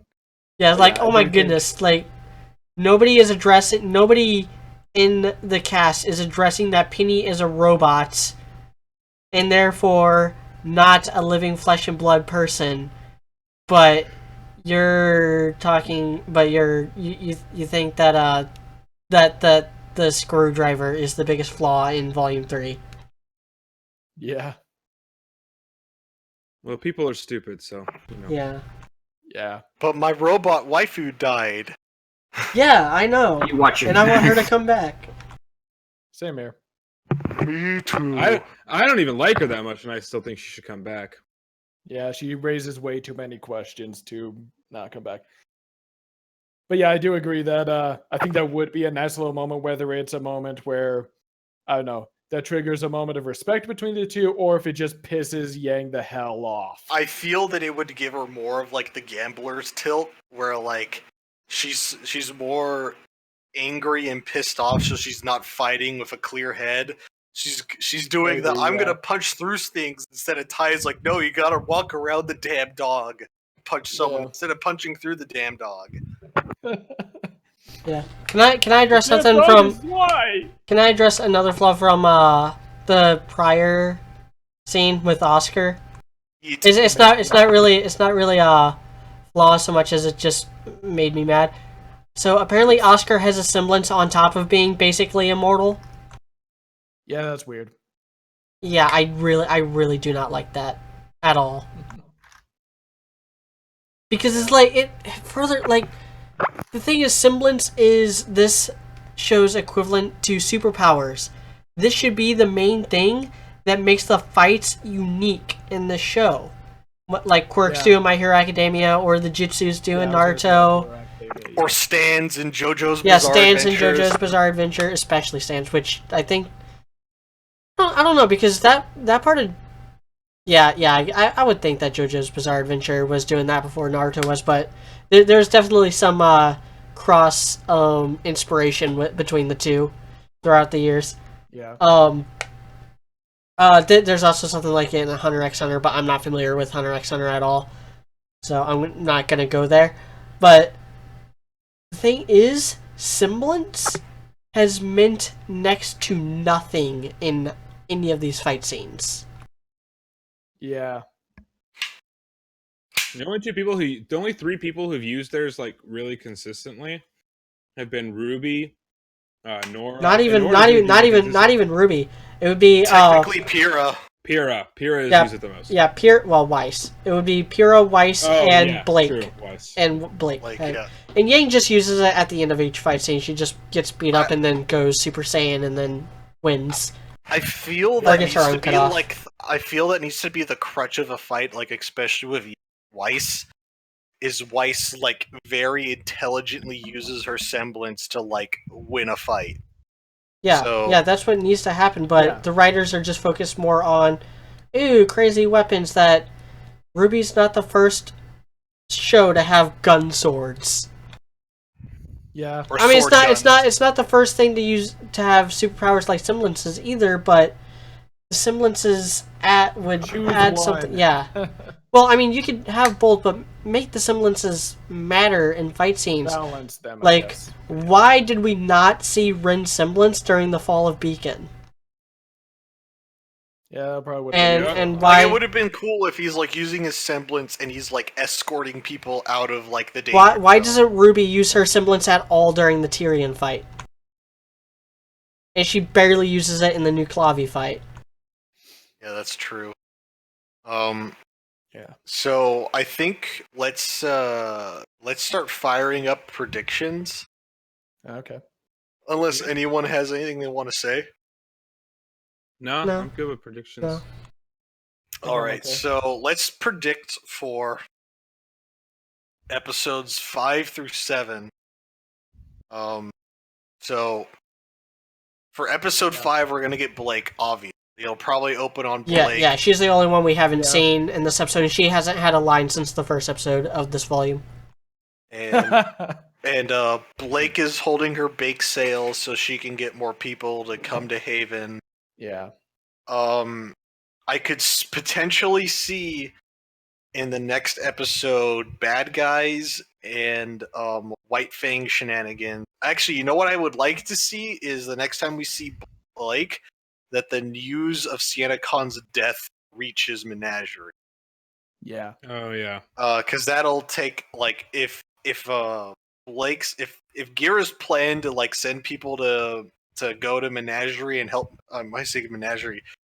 If Gira's plan to go to Mistral like was a balloon, news of Sienna Khan's death would be the proverbial needle that pokes the hole in said balloon. Yeah.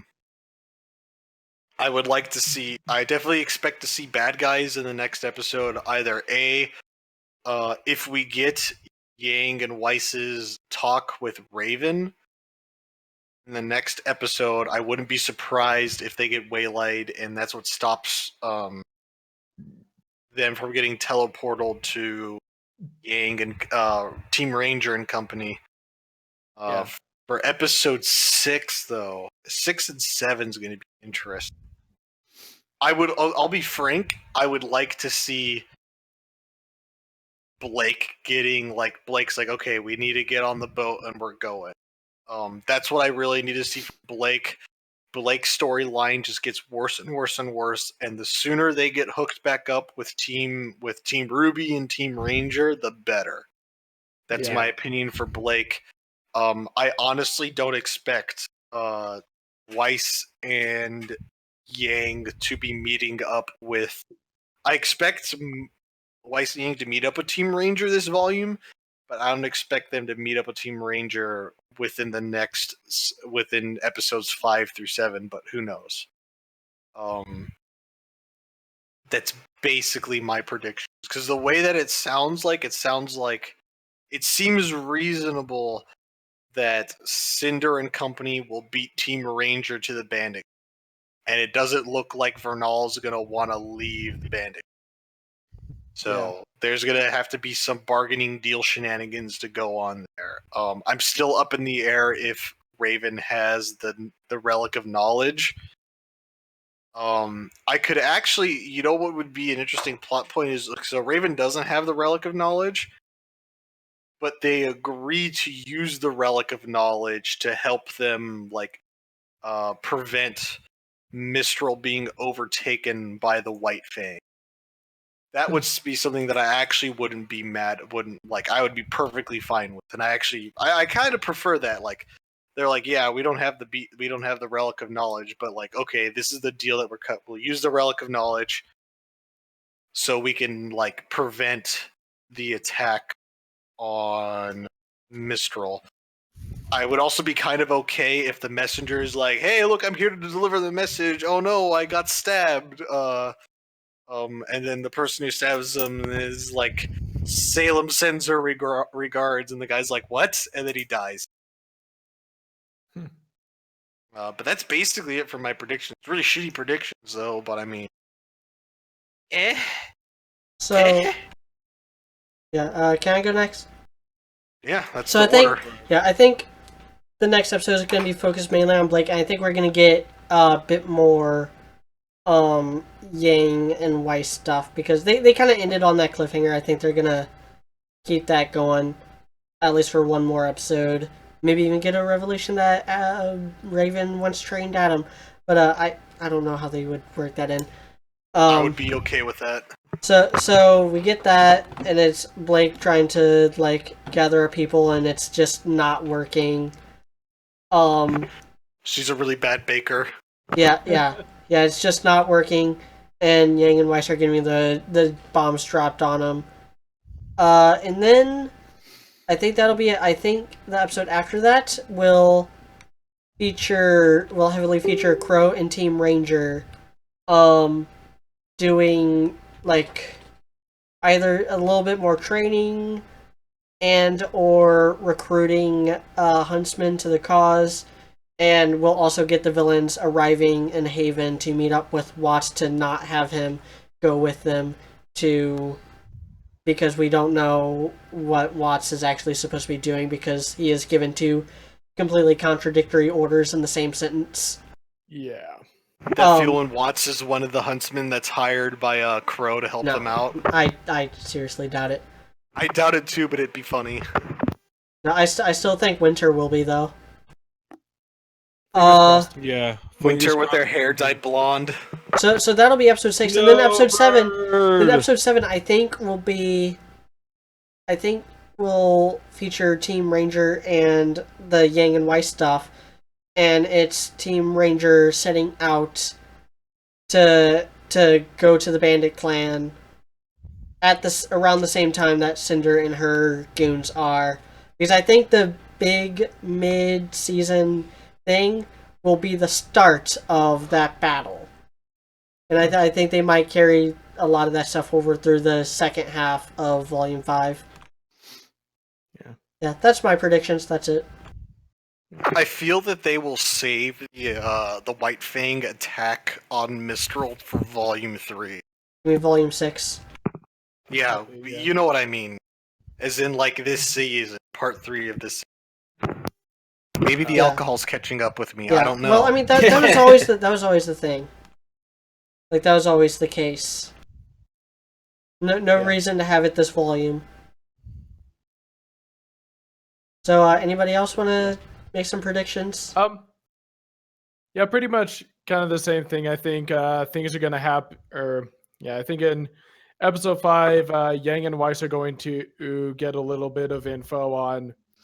Yeah, they're gonna find out what Raven knows, why she doesn't trust Ozpin, and kind of like what you said, High Power. They're gonna start to leave, and then they're gonna find out, oh snap, like Cinder's on her way. Like maybe she doesn't necessarily like possibly I could see her coming in and basically dropping an ultimatum, like, okay, I want you guys' help, or I'm gonna burn this your entire bandit clan to the ground, basically, and like. And maybe brings in some extra, possibly has some White Fang goons or something like that.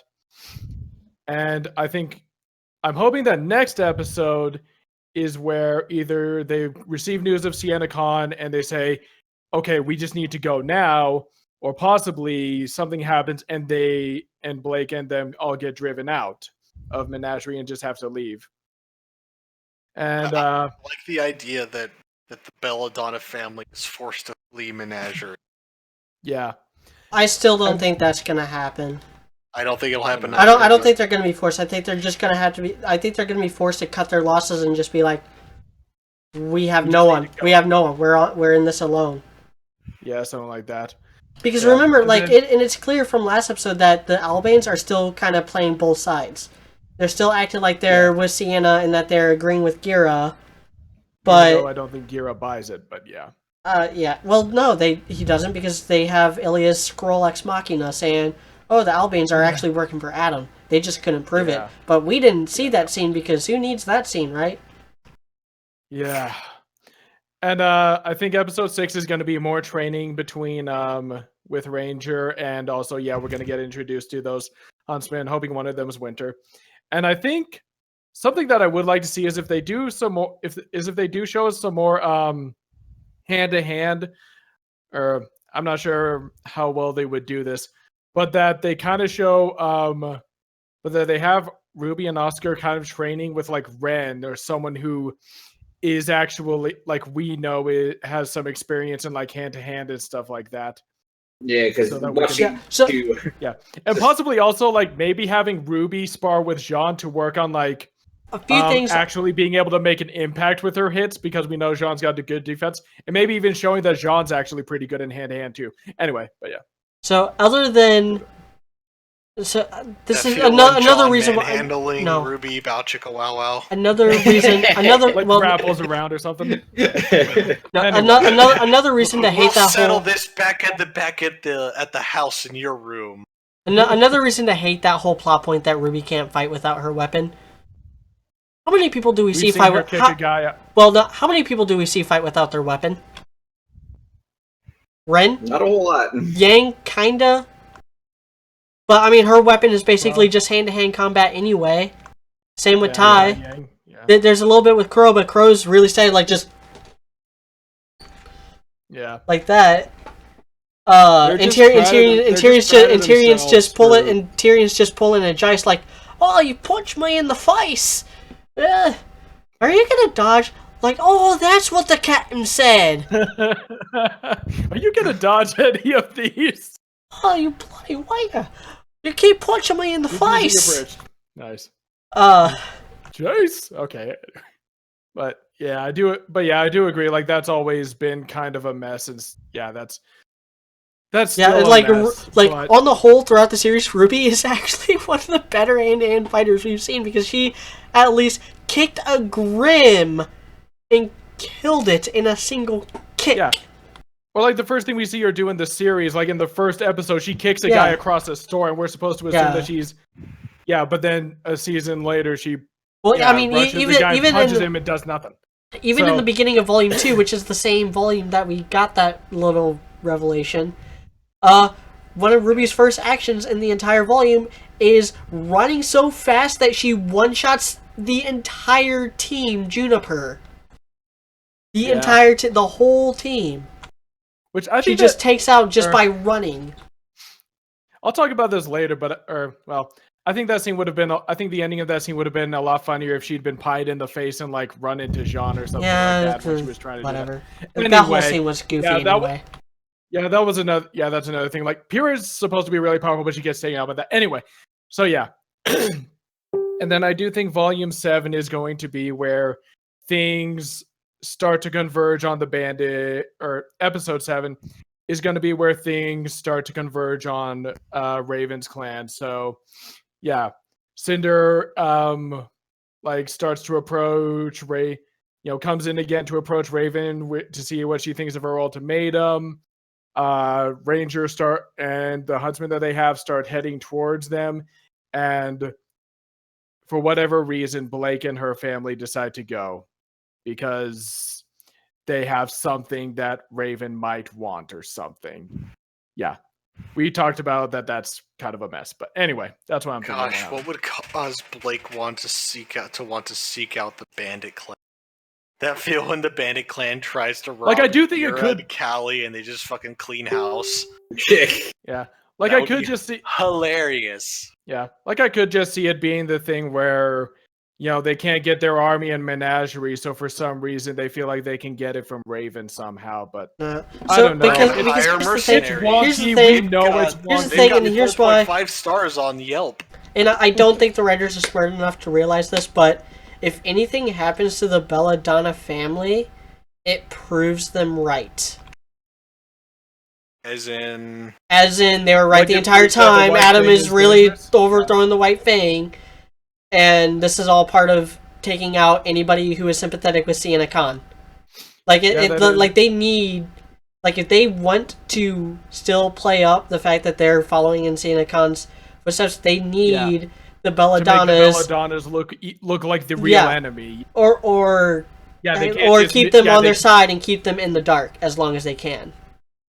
Yeah, they can't make. Yeah, the last thing they need are martyrs. So yeah, because again, like if they turn up dead in Menagerie, unless they somehow frame it to look like a huntsman got to them, then One which of they those won't darn because schnees. they're gonna survive because Blake's got plot armor. Blake's gonna be like, dude, we just nearly got assassinated by Adam's forces. Do you believe us now? And like, oh wow, we really do believe you now. Wow, Callie is down for the count or whatever. Yeah, just if anything, if the White Fang do anything bad to the Belladonna family in Menagerie, while they're trying to recruit forces to actually help Sienna Khan's faction of the White Fang, it's going to expose Adam. Yeah. It's going to blow their whole plot wide open. Which is already shit to begin Yeah. with. Though. Yeah. Again, Yeah, I don't think the so- writers are smart enough to realize that. Hoping they are, but yeah, it's true. Because I mean, this is the same population of people who watch a sporting event where teenagers beat each other up exclusively, yet one cheap hit at the end and grim and bad people, grim.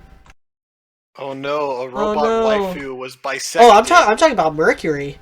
Yeah, that too. Yeah, how Yang punching Mercury once, which by the way, in Batman Volume pointed this out, even though I picked it up when the previous episode 5 of Volume 3, when Penny fights the two people from Team Cardinal, she also hits them when they're already knocked out.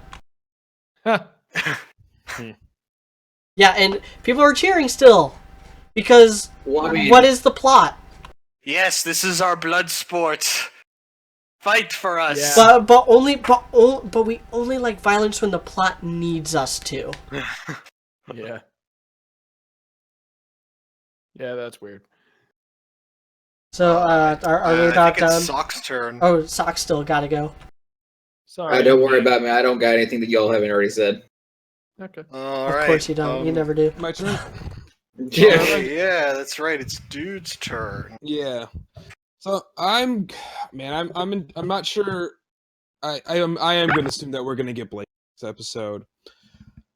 I'm actually I don't know if we're going to get I hope we don't get cock blocked with Raven's scene with Weiss and Yang. I'm hoping that happens next episode. If not, it'll happen the episode after. It's got to happen within the next 2. They can't hold off on it for that long. And then I'm not sure. There's 2 options. Either they do make it to RWBY, or well, actually there's 3 options. They make it to RWBY. Just a friendly reminder: Blake is 2 months behind everyone else. Yeah. 2? They make it to RWBY, or they get interrupted by like Cinder or something like that. But I don't think that's actually what's going to happen yet. I actually think they're going to make it to RWBY, to be honest. I think as of right now. And then we'll have some Blake bullshit. I have no idea what they're doing with Blake at this point. It's so shitty. Like, they've been even since Volume 4, the scene from the opening credits was them on like a boat, like ostensibly leaving Australia. And by the way, if you haven't watched this podcast a million times, the Australia thing, Menagerie is Australia. Someone paid their bail. Yeah. So yet we have almost a season and a half. We have not seen them leave Menagerie yet. What the fuck? Like, I don't know how long they can. So I actually have no idea. I'm assuming actually we're gonna get another scene of them talking about what the fuck's going on before they even leave again. And I don't know when the fuck. I think Blake probably won't show up till the end of this volume, maybe. I'm worried about something like that happening because they're so concerned with her plot line. So then we'll just have, they'll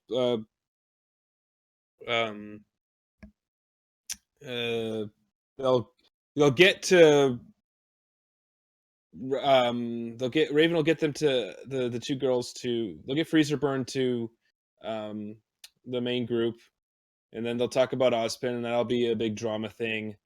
And then I actually have no idea what the fuck's gonna happen after that. Assuming they're still gonna all converge back onto Raven. And if that's not what happens, then yeah, Cinder will interrupt them and they won't get to RWBY, and then they'll show up later. Which would probably actually make more sense. And then they can drop the Ozpin bomb after they deal with the Cinder thing in the mid volume, and then through the end volume, it'll be more of the conflict of. Oh no! I just had a terrible revelations. Oh dear. Okay, here's a What are fun. those? Here is a fun what if here. So let's say that. So Raven agrees to teleportal Yang and Weiss to Orange. Mhm. Yang then teleportals back. Like, let's say they teleported there, then for some reason, like, oh, we're gonna have a conversation for like a good period of time for reasons or whatever. Raven then teleportals back to the Bandit Clan, and then Vernal is like, "Ha! I'm the leader of the Bandit Clan now, and Oh, I've dear. decided to side with Cinder and Salem and company, 'cause reasons." That is I don't my know. terrible revelation. I feel like I need to know Vernal better before I say yay or nay to that. Yeah, I don't want my tomboy, tan tattooed waifu going evil. Yeah, well, she seems like I don't know about the whole thing because like it seems like she's kind of loyal to Raven because like even though we know like Renal's probably way more stronger than Raven, it's just like one of those like this like loyalty thing that I conceived right now. It's like, but I like that sword. Fine, mom. Like now, then, Yeah. then again, can't really discount it too because we don't, as you said, we don't know that much about Vernal. Here's okay. I want to say this too since we're shutting it down. I want Vernal to sit in on the conversation, and I want some jealousy between Yang and Vernal because maybe Raven treats Yeah. Vernal like her adopted daughter. I would like that too. I There's want this. I saw something on So- I saw something on Ruby Republic today. It was a comic of Yang like kicking down Raven's door, like, Raven, I've come to see or whatever, and Raven's got like a husband and kids, and she's like, and one of the kids is like, Mommy, who's the scary lady? Oh no! Oh no, that would be horrible. Yeah, something I'd almost want is so. Team 4-Star recently started up their Final Fantasy VII Mission Abridged thing again, and in their first episode, they have a scene that has Cloud and his Cloud having a flashback, and a scene where he's screaming at his mother. But like the conversation basically ends with, "I love you, Mom. I love you too, honey." A part of me would almost want like a scene kind of like that between like Raven and Yang that ends with them both being all like coming to an understanding, and then Weiss just sitting there being all like, "This is actually a much better relationship than what I have with my mom. Congratulations." Yeah, Yang, at least your mom decides to show up in the show. Yeah. Or same thing I mean, with like, Ruby's yeah. mom shows up more than mine does, and she's dead. Oh, Oh or like I almost, oh. damn! And yeah, I do think I still want that scene where Raven's all like, look, we were just gonna look, we weren't gonna hurt your friend here. We were just going to send her. In fact, we were going to send her back to her dad for some dust. Because I don't think she wanted money. I think she wanted dust. Yeah, But we're anyway, gonna trade it Yeah, for a bunch of probably. sick weapons and maybe a mech suit. Yeah, exactly. She was like, we were just gonna trade her for dust. We weren't gonna hurt her. And Yang's just all like, okay, Yes, you and? clearly do not. Or yeah, she's like, you were going. Yeah, you do not know her dad all that well, Mom. Or so I was saying, exactly. Yang doesn't even understand like the relationship between her and her dad. So Yeah, I mean, Well, I think it's she's got always a pretty it's good always idea. unclear about how much Team Ruby knows about Weiss's family situation. That is true because she does seem to kind of keep it close to the chest to a certain extent. So yeah. Which, I mean, you can say that about anybody, but I With think Weiss, it does seem like she would keep it Jean closer is than the only one who's actually like just talked about his family in passing. And Ren and Nora, they at least have an excuse. my parents are dead. T stereotypical anime protagonist. Whereas Blake has probably the least amount of excuses. Yeah. Well, and we do know that Oh yeah, that was something else that people were like wondering about with this episode. They were all like, "Wait a minute, how does Jean know about what Yang's mom, but Jean doesn't?" Yeah, It's like, that was just because she a knows- previous episode. Well, yeah, that was Yeah, the it's one like- thing our headcanon is like John's just the person that everyone comes to like unload their shit on. Well, also, I just think that like Weiss knows, would have known the name and stuff like that, knows what Yang's relationship is. I probably with wouldn't her have mom. seen a She picture just didn't have because time. as She far as didn't have yes, time to yeah. recognize Raven before she had her face stomped in. Well, that and as far as we know, Yang didn't have a picture of Team Stark until the end of Volume 4. Yeah. Like, and she Yeah, just that like too, straight so- up, she just straight up took Ty's copy. Yeah, exactly. And like, so Weiss didn't have time to realize, hey, you look a lot like Yang right before she got her face kicked in. Yeah, that too. Are you?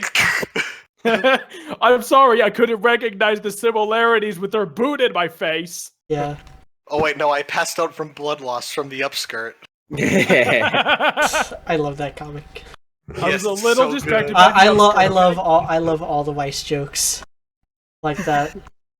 Yeah, Weiss continues to be awesome. All right, Alright. So we let's ready to shut let's it down? down. All I think right. so, yeah. So Sorry for the technical difficulties, guys. yeah, I did my best to fix it in the capture so that I didn't have to put this into Premiere Pro, because for some reason Premiere Pro really loves to just skewer all my all my like screen resolution stuff and settings on videos. I'm still trying to figure out how best to render stuff in that.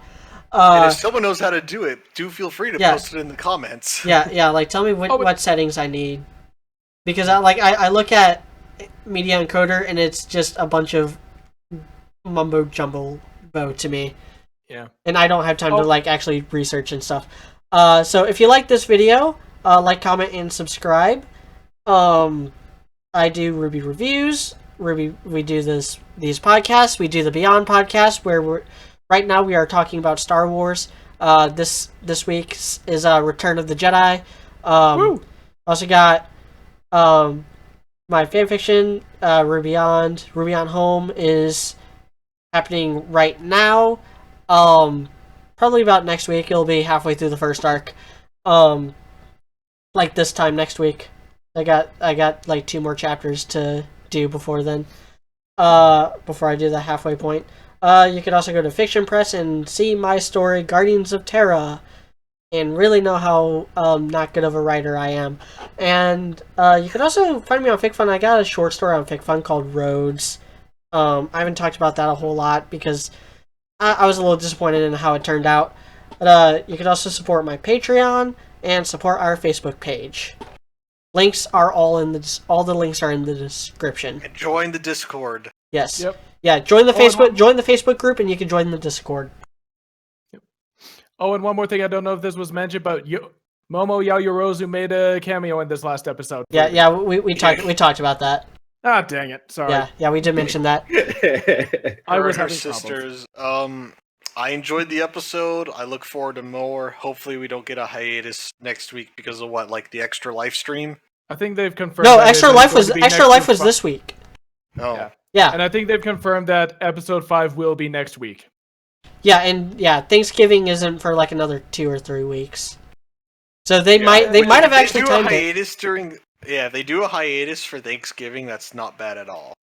Yeah, I think I they wouldn't might not. I do think we're gonna get a big hiatus after episode 7. Yeah. Maybe Just like as a long as it's not a Thanksgiving through like month-long Christmas hiatus. Oh. Oh boy, that would be rough. Yeah. God, I remember last year. I'm ready for it. So long as we don't get World of Remnant. I don't wanna make another World of Remnant video. I've made 4 of the darn things. Yeah, I think they've pretty much confirmed that the World of Remnants are done. Hopefully. Yeah, I mean, considering we haven't gotten one yet. Yeah. And it looks Alright. like we're not getting one next week. Anybody else have anything to plug? I'm gonna take Facebook. yeah. No, I'm gonna I'm take glad- your I'm glad silence as we're- a no. I'm glad we're hopefully not getting World Remnants. With a break in between the middle of the seasons is fine if we don't get World of Remnant. I'm totally cool with that. No problem. Yep. No complaints from me there. To be honest, Yep. it's been a good. Yeah, volume so far. not a lot of complaints in this podcast in general, except for stuff that we've just always complained about since the very beginning. Things that have Well, already- Yeah, it's not best episode saying of the they're volume. not things to worry this was a about. pretty solid episode. Yeah, best episode since Kudo Yuri, in my opinion.